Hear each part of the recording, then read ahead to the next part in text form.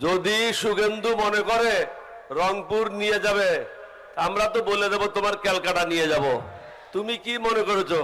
একটি কথা বাংলাদেশের রাজনৈতিক মঞ্চ কাঁপিয়ে দিয়েছে। রংপুর নিলে কলকাতা নিব। কর্নেল অলি আহমেদ বীর বিক্রম, মুক্তিযুদ্ধের প্রথম বিদ্রোহী এলডিপি চেয়ারম্যান, এই কথা বলেছেন মানচিত্র হাতে নয়, কোনো যুদ্ধের ঘোষণা নয়, বলেছেন একটি ভূ রাজনৈতিক বার্তা হিসেবে। কিন্তু এই কথাটা হঠাৎ আসেনি, এর পেছনে আছে ভারতের একটি বহুল আলোচিত পরিকল্পনা, শিলিগুড়ি করিডোর, যাকে ভারত নিজেই চিকেন নেক বলে ডাকে।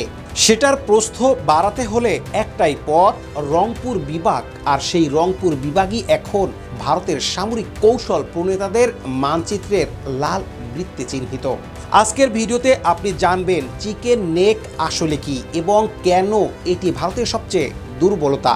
রংপুর নিয়ে ভারতের থিঙ্ক ট্যাঙ্ক বা রাজনীতিবিদরা ঠিক কি বলছেন, কর্নেল অলির সেই বক্তব্যের ভূরাজনৈতিক তাৎপর্য কি, বাংলাদেশের নিজস্ব চিকেন নেক কোথায়, আর এই পুরো সমীকরণে চীন ও পাকিস্তানের ভূমিকা কি। তো চলুন শুরু করা যাক। ये जो चिकन नेक है, चिकन नेक का दोनों ओर बांग्लादेशी घुसपैठिया बैठ गया है। আগে বুঝতে হবে চিকেন নেক আসলে কি। শিলিগুড়ি করিডোর, যার ডাকনাম চিকেন নেক, পশ্চিমবঙ্গের শিলিগুড়ি শহরের আশেপাশে অবস্থিত একটি সরু ভূখণ্ড, মাত্র 20 থেকে 22 কিলোমিটার প্রস্থ। একদিকে নেপাল, অন্যদিকে বাংলাদেশ। ভারতের মূল ভূখণ্ড থেকে 8টি উত্তর পূর্বাঞ্চলীয় রাজ্যকে যুক্ত করে রাখা এই সরু পথটি। সহজ ভাষায় বললে ধরুন আপনার বাড়ির দরজা মাত্র 20 সেন্টিমিটার চওড়া। আপনার পরিবারের সব সদস্যই সেই দরজা দিয়ে আসা যাওয়া করেন, মালপত্র ঢোকানো হয়, জরুরি পরিস্থিতিতে সবাই বের হন। এই দরজাটি বন্ধ হলে পুরো পরিবার বিচ্ছিন্ন। ভারতের শিলিগুড়ি করিডোর ঠিক এই দরজাটি। তবে এখানে 4 কোটিরও বেশি মানুষের জীবিকা ও নিরাপত্তা নির্ভর করছে করিডোরের কৌশলের গুরুত্বের উপর। যে কোনো বিঘ্ন, সামরিক হোক বা রাজনৈতিক বা অবকাঠামোগত, ভারতের উত্তর পূর্বাঞ্চলীয় 8টি রাজ্যের সাথে মূল ভূখণ্ডের সংযোগ বিচ্ছিন্ন করে দিতে পারে। কিন্তু সমস্যা একটাই, এই করিডোর মাত্র 20 থেকে 22 কিলোমিটার। এটি যত সরু, ভারতের নিরাপত্তা তত ভঙ্গুর। এখন প্রশ্ন হচ্ছে, ভারত কেন হঠাৎ এই করিডোরের চওড়া করার কথা ভাবছে? শুরুটা হয়েছিল 2024 সালের আগস্টে শেখ হাসিনার পতনের পর থেকে। নতুন সরকার চীনের সাথে সম্পর্ক গড়তে শুরু করলো। বাংলাদেশ লালমনিরহাটের পুরনো দ্বিতীয় বিশ্বযুদ্ধকালীন বিমান ঘাঁটি পুনরুজ্জীবিত করার পরিকল্পনা করেছে, যেটি বাংলাদেশ ভারত সীমান্ত থেকে মাত্র 12 থেকে 15 কিলোমিটার এবং শিলিগুড়ি করিডোর থেকে মাত্র 135 কিলোমিটার দূরে। বগুড়ায় চীনের ড্রোন ফ্যাক্টরি, পাকিস্তানের সাথে সামরিক সহযোগিতা, চীনা প্রকৌশলীরা তিস্তা প্রকল্পে। এই পরিস্থিতিতে ভারতীয় প্রতিরক্ষা মন্ত্রী রাজনাথ সিং সরকারিভাবে সশস্ত্র বাহিনীর শীর্ষ কমান্ডারদের নির্দেশ দিয়েছেন যে কোনো সংঘাতের জন্য প্রস্তুত থাকতে। বাংলাদেশের রাজনৈতিক পরিবর্তনের কথা উল্লেখ করেছেন। তারপর এলো ভারতীয় কৌশলগত বিশ্লেষকদের সবচেয়ে বিস্ফোরক প্রস্তাব। তাই এখন আসি সরাসরি মূল বিষয়ে। ভারতের প্রখ্যাত প্রতিরক্ষা বিশ্লেষক ভারত কার্নার্ড, যিনি সেন্টার ফর পলিসি রিসার্চারের গবেষক এবং ভারতের পারমাণবিক নীতির অন্যতম রূপকার, ডিসেম্বর 2025 একটি নিবন্ধ লিখেছেন। শিরোনাম, widen the Siliguri corridor, annex the Rangpur division of Bangladesh. কার্নার্ড লিখেছেন, আদর্শ সমাধান হবে ঢাকাকে বাধ্য করা রংপুর বিভাগ শান্তিপূর্ণভাবে হস্তান্তর করতে। ভারত সরকার 10 থেকে 20 বিলিয়ন ডলারে রংপুর বিভাগ কিনে নেওয়ার প্রস্তাব দিতে পারে।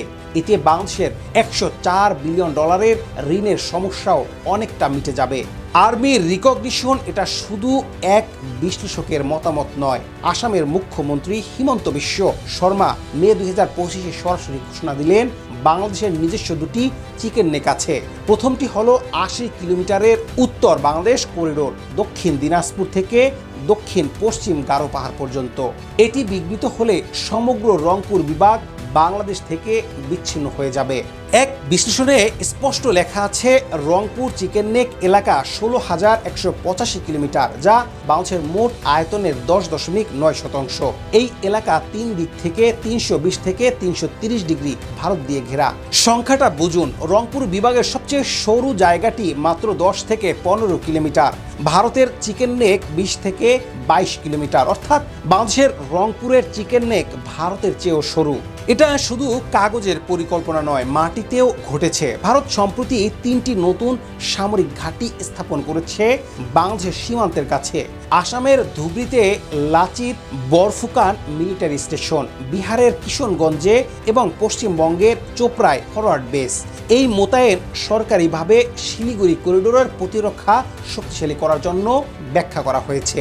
2026-এর বাজেটে শিলিগুড়ি করিডোরের জন্য বিশেষ পরিকল্পনার ঘোষণা করা হয়েছে। 40 কিলোমিটার কৌশলগত অংশের জন্য ভূগর্ভস্থ রেলপথ নির্মাণের প্রস্তাব, যাতে ভবিষ্যতে চিকেন নেকের উপর নির্ভরতা কমানো যায়। S-400 কেন্দ্রিক বহুস্তরীয় আকাশ প্রতিরক্ষা ব্যবস্থা বামনী, কিষানগঞ্জ ও চোপড়ায় অতিরিক্ত ব্রিগেড মোতায়েনের সাথে সমন্বিত করা হয়েছে। এমন একটি স্থায়ী শক্তি যেটি যে কোনো সময় রংপুর বিভাগে প্রবেশ করতে সক্ষম। সোজা কথায়, ভারত একদিকে ভূগর্ভে রেলপথ বানাচ্ছে যাতে চিকেন নেকের ওপর নির্ভরতা কমে, অন্যদিকে সামরিক ঘাঁটি বানাচ্ছে যাতে প্রয়োজনে রংপুরে ঢুকে পড়তে পারে। এই পটভূমিতেই কর্নেল অলি আহমদের বক্তব্যটা বুঝুন। রংপুর নিলে কলকাতা নেব, এটা আবেগের কথা নয়, এটা ভূ রাজনীতির পাল্টা বার্তা। ভারত যদি রংপুর নেওয়ার কথা ভাবে তাহলে বাংলাদেশও পাল্টা চিন্তা করতে পারে, কারণ কলকাতা থেকে বাংলাদেশের সীমান্ত মাত্র কয়েক কিলোমিটার। এই বক্তব্যের পেছনে আছে একটি গুরুত্বপূর্ণ ভূগোলের পাঠ। ভারতীয় বিশ্লেষকরাই স্বীকার করেছেন, যদি পাকিস্তান বা বাংলাদেশ ভারতের চিকেন নেকের দুর্বলতা কাজে লাগাতে চায় তাহলে ভারত তাদের নিজস্ব চিকেন নেক দুর্বলতা কাজে লাগাতে পারে। এটাই পারস্পরিক দুর্বলতার ভারসাম্য। কর্নেল অলি আগেও বলেছেন, বেশি গুতাগুতি করলে কাউকে ছাড় দেব না। তার অবস্থান স্পষ্ট। ভারতের তাবেদারি চলবে না, কিন্তু ভারতের আগ্রাসনেরও জবাব দেওয়া হবে।